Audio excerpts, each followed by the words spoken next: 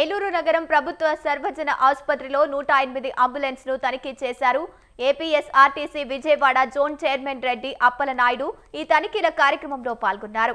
ఈ సందర్భంగా ఆయన మాట్లాడుతూ మాజీ ముఖ్యమంత్రి దివంగత నేత వైఎస్ రాజశేఖర్ రెడ్డి హయాంలోనూ అదేవిధంగా 2014 నుంచి 2019 వరకు టీడీపీ హయాంలో 108 అంబులెన్సులు చాలా సక్రమంగా పనిచేశాయన్నారు. ఈ 19 నెలల కూటమి ప్రభుత్వం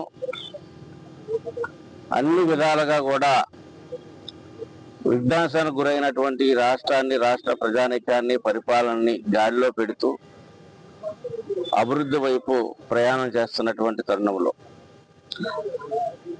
ఎక్కడ ఈ కూటమి ప్రభుత్వంలో మరి పవన్ కళ్యాణ్ గారు తీసుకున్నటువంటి శాఖలు కానీ, వారి యొక్క పరిపాలన కానీ, వారు ఇస్తున్నటువంటి సంకేతాలు కానీ,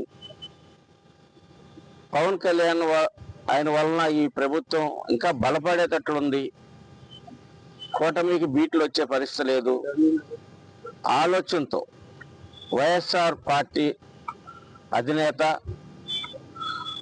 జగన్మోహన్ రెడ్డి గారు కానీ, వారి యొక్క నాయకులు కానీ సోషల్ మీడియా ద్వారా, వారికి ఉన్నటువంటి పత్రిక ద్వారా